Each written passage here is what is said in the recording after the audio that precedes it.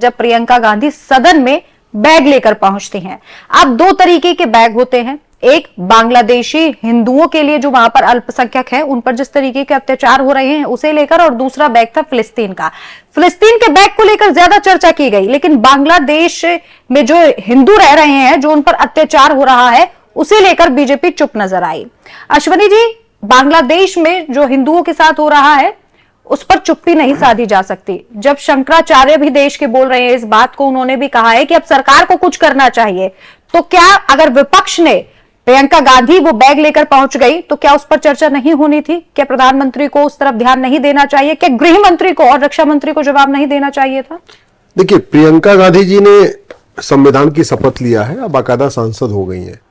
तो जब आदमी सांसद हो जाता है तो उसको बैग वैग करके ये एक्टिंग नहीं करना चाहिए। उसको तो सीधे सीधे वहां 0 आवर में, क्वेश्चन आवर में, या और भी बहुत सारे मौके होते हैं जहां सांसदों को मौके होते हैं, आप आराम से वहां पे क्वेश्चन फ्रेम कर सकते हैं और अपना सवाल उठा सकते हैं। मुझे नहीं पता कि राहुल गांधी जी और प्रियंका गांधी ने संसद में बांग्लादेश में हिंदुओं के प्रति कोई आवाज उठाई है। और जहां तक ये जो बांग्लादेश का एक थैला आया है, वो थैला दूसरे दिन आया है। पहले दिन फिलिस्तीन का थैला आया, और जब फिलिस्तीन के थैले पे पूरे सोशल मीडिया में ट्रोलिंग शुरू हो गई, मुझे लगता है उसको बैलेंस करने के लिए जो अगला थैला आया वो बांग्लादेश लिख के आ गया। तो ये तो बैलेंसिंग की बात है। लेकिन राखी जी, बांग्लादेश में जो हो रहा है ना, वो हिंदुओं का नहीं, मानवता का नरसंहार हो रहा है।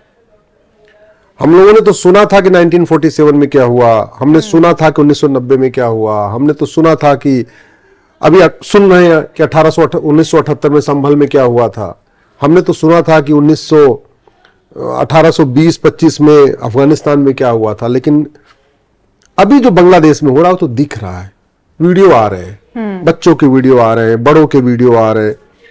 आज की डेट में वहां पे हिंदू, जैन, बौद्ध, सिख, ब्राह्मण, क्षत्रिय, वैश्य, दलित को चुन चुन के पीटा जा रहा है।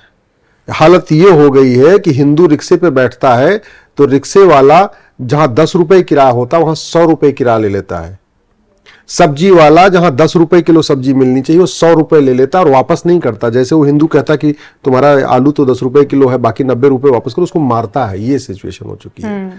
जितने वहां के व्यापारी हैं, अभी एक लेटेस्ट आए हैं अपने फिरोजाबाद में, एक जैन साहब थे जो उनका बड़ा कारोबार था ढाका में, वो वहां से छोड़ के आए हैं, भाग के आए हैं, अपना सब कुछ छोड़ के आ गए। और उन्होंने जो बताया है कि वो पहले 15 दिन घर में कैद रहे। पहले अपनी उन्होंने दाढ़ी बड़ी कर लिया और मूंछ अपनी साफ किया, उसके बाद टोपी लगाई और एकदम मुस्लिम जैसे दिख के तब बाहर निकले। 2-3 ऐसी घटनाएं आई है कि जहां लोगों ने झूठ बोला अपना नाम कि नहीं मैं तो मुस्लिम हूं। जब भीड़ ने घेरा तो उन्होंने झूठ बोल दिया कि मेरा नाम तो मुस्लिम नाम बता दिया, हिंदू नाम नहीं बताया। तो उनके कपड़े उतारे गए और देखा कि नहीं इसका खतना नहीं हुआ है तो उसको मार दिया।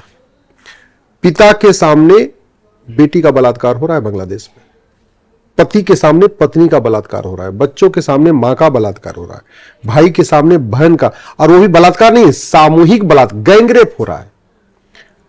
ये मानवता की जो हत्या हो रही है ये बांग्लादेश में हो रही है, क्योंकि वहां हम घटे तो कटे। इसके पहले कश्मीर में ऐसे ही हुआ था। कश्मीर में तो बलात्कार करने के बाद बीच से उसको आरे से काट दिया था। बलात्कार करने के बाद, पति को मारने के बाद पति का मांस पत्नी को खिलाया था। ये देखा है हम लोगों ने। मानवता का जो नरसंहार हो रहा है, इसका एक ही इलाज है कि पहले उस सोच के ऊपर चर्चा हो जो सोच नफरत करना सिखाती है। अल्टीमेटली बांग्लादेश वाले भी 500 साल पहले तो हिंदू थे। अफगानिस्तान, पाकिस्तान, बांग्लादेश, मालदीव, ये सारा भारत था। मल्लद्वीप मालदीव बन गया, गंधार अफगानिस्तान बन गया, कैके जहां से रानी माता कैकेयी आई थी वो पाकिस्तान बन गया, ईस्ट बंगाल बांग्लादेश बन गया। ठीक है, पंजाब के 2 टुकड़े हुए, East Punjab West Punjab, East Punjab हमारे पास आया, वेस्ट पंजाब पाकिस्तान। बंगाल के 2 टुकड़े हुए, East Bengal West Bengal, West Bengal हमारे पास आया, ईस्ट बंगाल पाकिस्तान। और 15वीं शताब्दी में इस भारत में एक भी मुस्लिम नहीं था। बाबर के पहले कोई मुसलमान था ही नहीं। यहां पे सारा का सारा कन्वर्जन बाबर से शुरू हुआ। बाबर के बाद हुमायूं ने और कन्वर्ट कराया, औरंगजेब ने तो कन्वर्ट करने की पूरी इंतहा कर दिया। गुरु तेग बहादुर जी ने अपना गर्दन यहां कटवाया, शीशगंज गुरुद्वारा बना हुआ है। गुरु गोविंद सिंह ने अपना पूरा इतना उन्होंने अपना सब कुछ बलिदान किया, परिवार के बलिदान किया। उधर से छत्रपति जी शिवाजी महाराज, संभाजी महाराज ने इतना बलिदान किया। वो जो सोच है ना पाक नापाक की, कि जो मेरी जिसकी मैं इबादत करता हूं बस वही इबादत योग्य है, बाकी कोई इबादत योग्य नहीं है, वो सोच नफरत का मूल कारण है। नफरत का मूल कारण जो 5 बार लाउड स्पीकर में चिल्ला चिल्ला के कहा जाता है कि जिसकी मैं इबादत करता हूं वही इबादत योग्य है, बाकी दूसरा कोई इबादत योग्य नहीं है।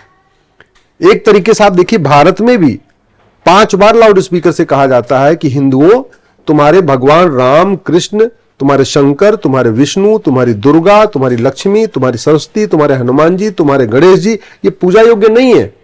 और फिर भी कोई इसका विरोध नहीं कर रहा है।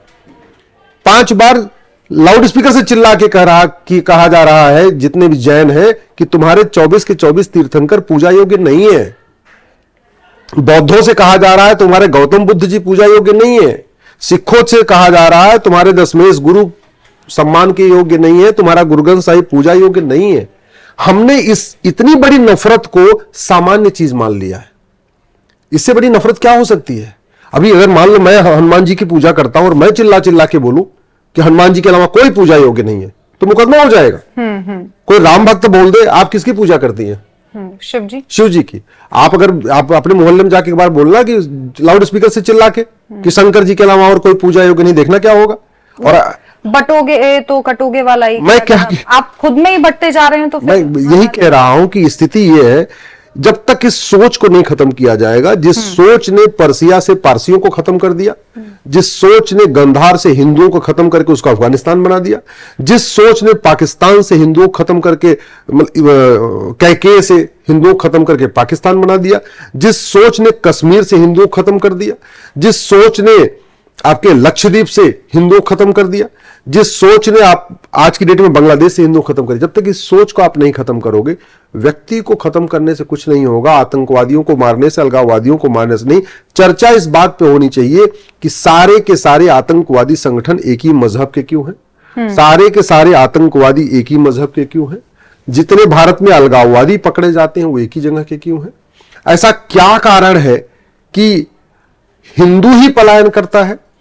संभल से भी हिंदू पलायन करता है, बांग्लादेश से भी हिंदू पलायन कर रहा है, लाहौर से हिंदू पलायन किया, कराची से हिंदू पलायन किया, अफगानिस्तान से हिंदू पलायन किया, आडवाणी जी पलायन किए, मनमोहन सिंह जी पलायन किए, इंद्र कुमार गुजराल पलायन किए, मिल्खा सिंह पलायन किए, गुलजार पलायन किए, लाला अमरनाथ पलायन किए, सुनील दत्त पलायन किए, यश चोपड़ा पलायन किए, प्रेम चोपड़ा पलायन किए, खुशवंत सिंह पलायन किए। ये जब तक भारत के नेता, अभिनेता, लेखक, बुद्धिजीवी इस पे चर्चा नहीं करेंगे कि क्या कारण है कि अच्छा, कुछ लोग कहते नहीं 1% चरमपंथी होते हैं। एक लॉजिक दी जाती है कि कट्टरपंथी एक है, बाकी 99% शांतिप्रिय होते हैं। लेकिन वो 99% लेके करें क्या? वो 99% 1% का विरोध कभी करते नहीं। भारत के मुसलमानों ने 1947 में जिन्ना का साथ दिया था, जो आज भारत में रह रहे हैं। इन्होंने जब वोटिंग हुई तो जिन्ना के पक्ष में वोट किया था, महात्मा गांधी के पक्ष में वोट नहीं किया था। और मैं एक और एग्जांपल बता रहा हूं, महात्मा गांधी जी ने केवल वर्तमान भारत को थोड़ी आजाद कराया, उन्होंने तो पाकिस्तान, बांग्लादेश को भी आजाद कराया, भाई पूरे भारत को आजाद कराया ना। तो क्या कारण है कि भारत में तो महात्मा गांधी की जयंती पुण्यतिथि मनाई जाती है, पाकिस्तान, बांग्लादेश में क्यों नहीं मनाई जाती? क्या कारण है कि भगत सिंह, सुखदेव, राजगुरु, तिलक सबकी पुण्यतिथि भारत में मनाई जाती है, पाकिस्तान, बांग्लादेश में क्यों नहीं मनाई जाती? उन्होंने तो उनको भी आजाद कराया था। सरदार पटेल की जयंती पुण्यतिथि वहां क्यों नहीं मनाई जाती? दूसरा क्या कारण है कि पाकिस्तान और बांग्लादेश में न समाजवाद है, न राष्ट्रवाद है, न अंबेडकरवाद है, न गांधीवाद है, न पेरियारवाद है। भारत में सारे वाद है।